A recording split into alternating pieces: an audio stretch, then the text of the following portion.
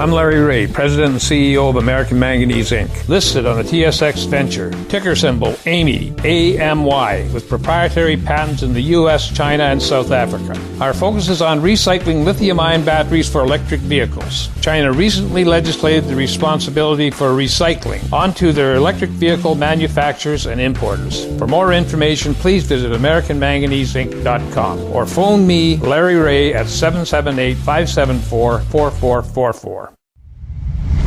You're listening to HowStreet.com radio, available online at TalkDigitalNetwork.com. Welcome to HowStreet.com radio, the online source for market opinions. Here is Jim Goddard. My guest is Gary Savage, President and CEO of SmartMoneyTrackerPremium.com. Welcome to the show, Gary. Thanks for having me on, Jim. The U.S. equity markets are mostly positive. The Dow Industrial's down slightly as we speak, but it's been very positive lately. Do you expect this to continue? I do. The last time we talked, I was in the camp that I think we're going to make new all-time highs before this year is over. I'm still feel that way.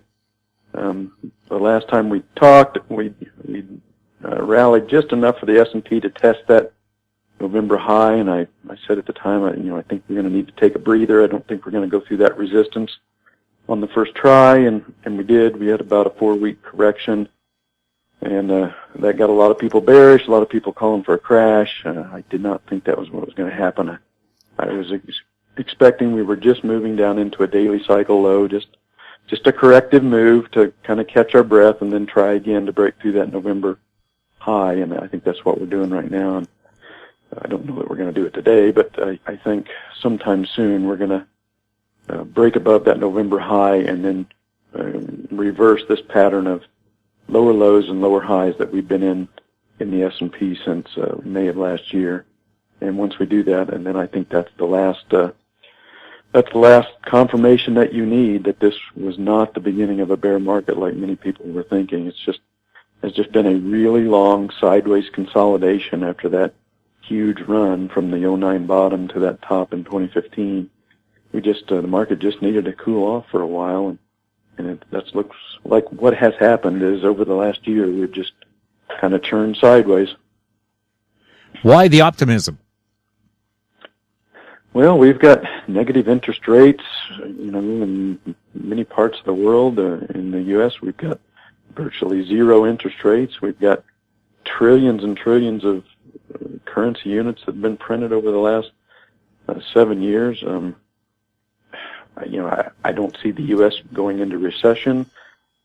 So those three things seems more likely to me that it would drive a continuation of the bull market rather than a big bear market like many people were expecting. Would you think the Fed would increase interest rates next month?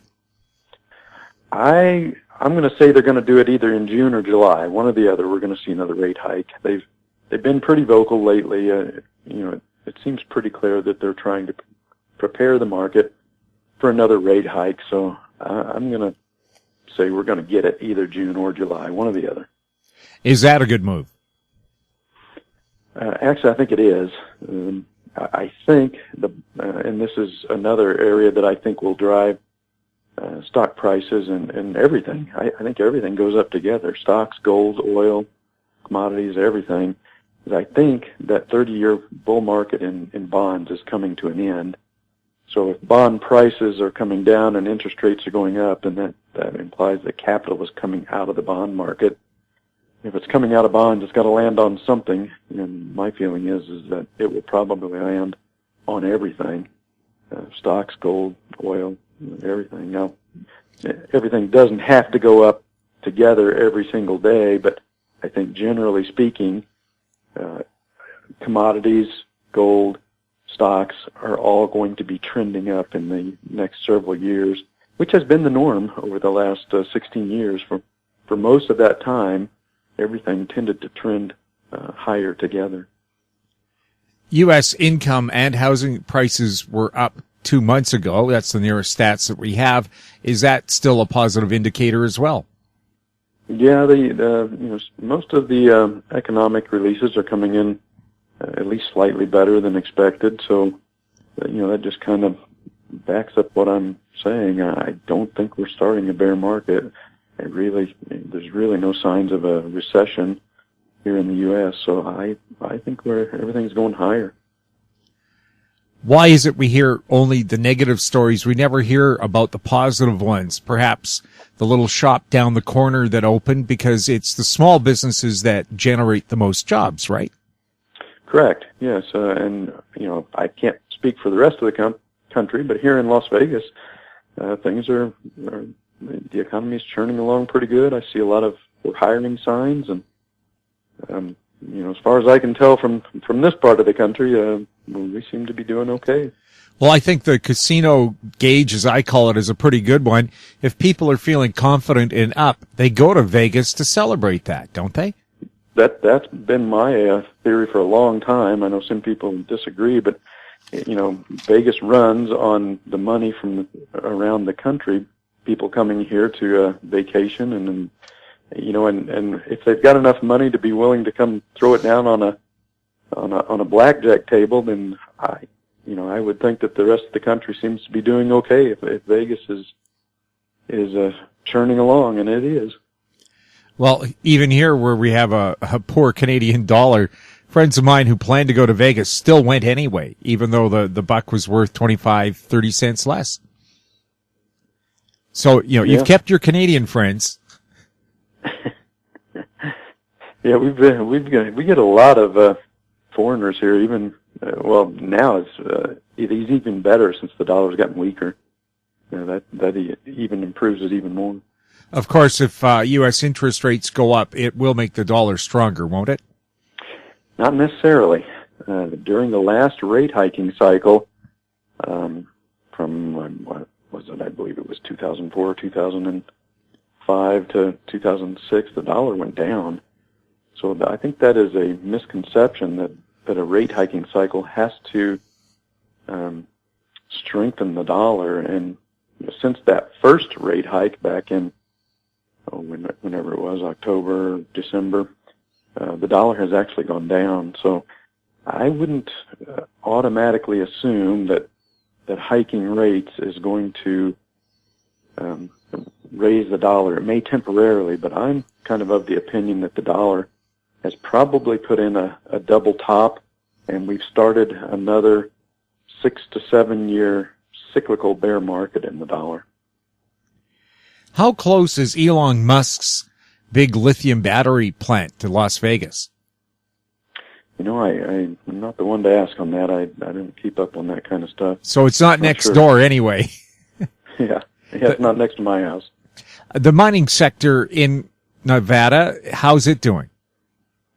From what I can tell, it seems to be doing pretty good, especially now that I think gold has put in a final bear market bottom, and I think prices are going up. We are suffering a correction right now, which the last time we talked, I said, we were due for a corrective move in gold. Sentiment had gotten a little too bullish, and the COT reports showed the commercial traders hedging very heavily. So I'm expecting, or I was expecting, a correction, and I suspect we probably still have a little bit further to go. We may get a short-term bounce here, but I'm not really expecting a final intermediate bottom till maybe later in June.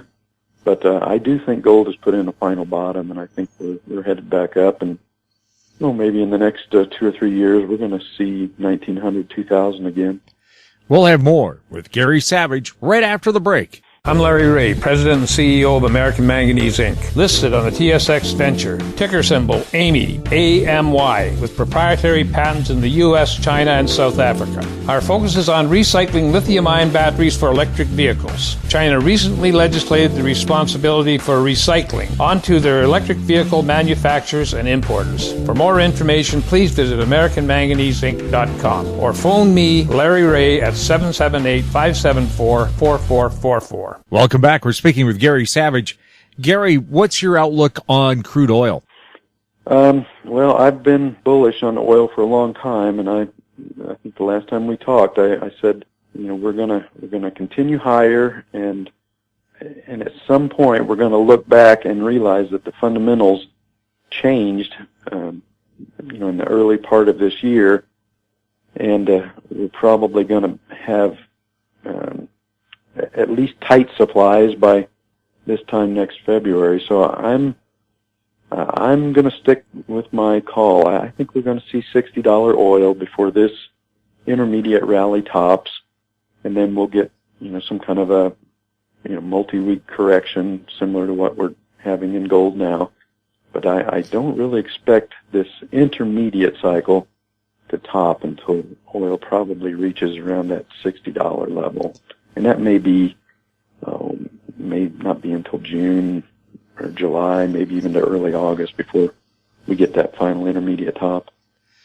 Has oil been buoyed by the demand in China, where people are in love with SUVs just like they are in the U.S.? Yeah, well, the demand for oil goes up every year.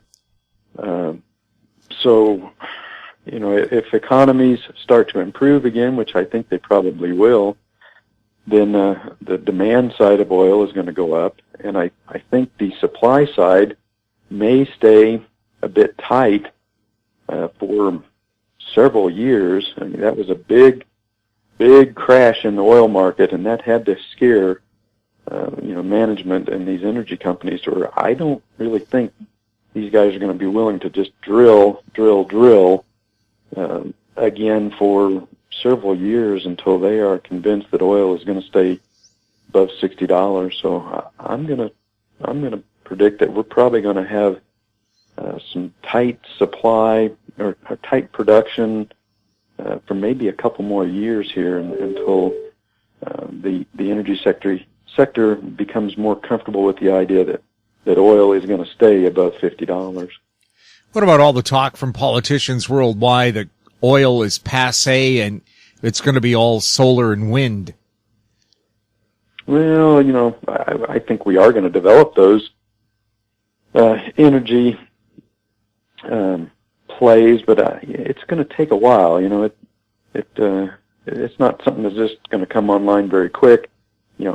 I suspect in the future most of us will be driving electric cars, but it's going to take a long time to build out that infrastructure to where you can recharge your car in the middle of the Nevada highway from here to Colorado, So it's not going to be something that happens overnight. So we're still stuck with oil for a long time yet. It's nice to talk about getting off fossil fuels. It's another thing to actually do it, isn't it? Correct. It's just, like I said, it's just going to take a long time to build out the infrastructure for us to make the conversion. And ultimately, I think we will, but, I don't expect it any time in the next 10 or 20 years. And what are they going to pave roads with? I know concrete roads are very popular in the U.S. because of high temperatures, but really, it's asphalt that really is laid most of the time, isn't it?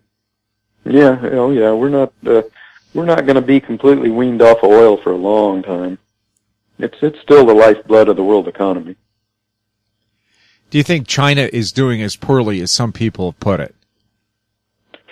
Well, I suspect the economy there is probably already starting to turn.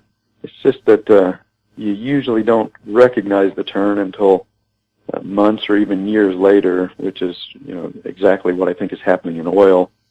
The market had just had kind of fallen in love with this oil glut story, and when oil turned and started up, it's going to take a long time to eradicate that feeling that that there's a glut of oil, when in fact the fundamentals probably turned back in the early spring of this year, and 6 or 8 months from now we'll look back and realize that it did turn, but it just takes a while to recognize it.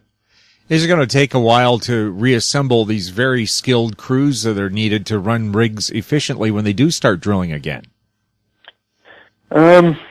Well, I would say yes. Like I said earlier, I think it's probably going to take oil staying above $50 for a considerable period of time before companies feel comfortable, drilling at the rate that they were, let's say, 2 years ago. I mean, that was a big wake-up call And so I don't think we're probably not going to get that kind of activity for a while. The energy sector is probably going to be a little gun shy for at least 2 or 3 years until they see oil staying above $50 on a consistent basis for a long time. Does that give people a buying opportunity? I would still be buying energy here. Like I said, I think we still got at least $10 more in this intermediate cycle. And my feeling is that oil will probably stay in a range maybe between $80 and $50 for maybe most of the next 2 or 3 years. Gary, is there any particular sector that you think is going to be hot in the near future? Yeah, Jim, I really think biotech is the spot to be in. It's where the innovation is. It's had a big correction. I know that most people, they look at that chart and they think that biotech is broken, but I'm going to suggest look at a chart of oil in early 2007, look at tech stocks in 1998. Always before a big run up, you always get a big correction that gets everybody on the wrong side of the market. And then that's the fuel for the move up. So my feeling is over the next 3 or 4 years, we're going to see a big run in biotech. That's where the innovation is, similar to the personal computer in the 80s and the internet in the 90s. I think the world-changing discoveries are going to be made in the biotech arena, and we are, prices are still very depressed, even after a big rally here over the last 2 or 3 weeks. I think the biotech indexes are going to go way above their highs of 2015, maybe several hundreds of % above that over the next 3 or 4 years. Well, with so much attention, say, to the Zika virus, perhaps someone's working on an instant test for it, just like they did with HIV. Mm-hmm. I tend to think that the big discoveries are going to be in more towards age-related diseases like arthritis, Alzheimer's, diabetes, heart disease. Instead of just finding, like Band-Aids to patch over these things, I think in the years ahead we're going to find actual cures, and they're going to become very affordable. Similar to how, years ago to have a cell phone was very, very expensive. Now anybody can walk into an Apple store and buy a cell phone and call anybody in the world. I think the same thing will happen in the biotech industry.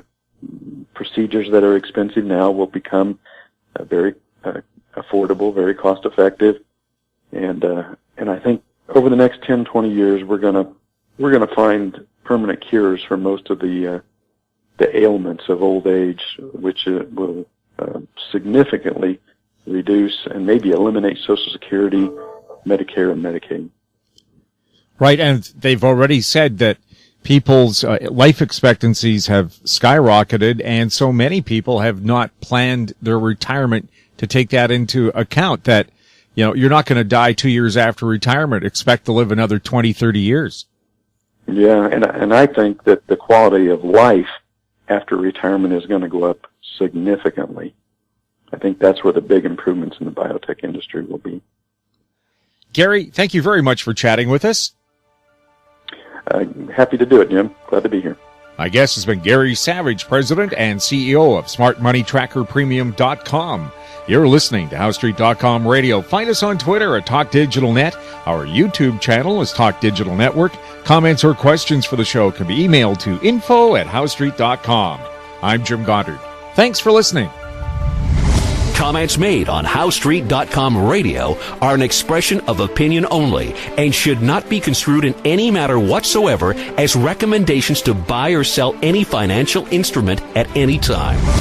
Available online at TalkDigitalNetwork.com. HowStreet.com Radio is a production of HowStreet Media Incorporated.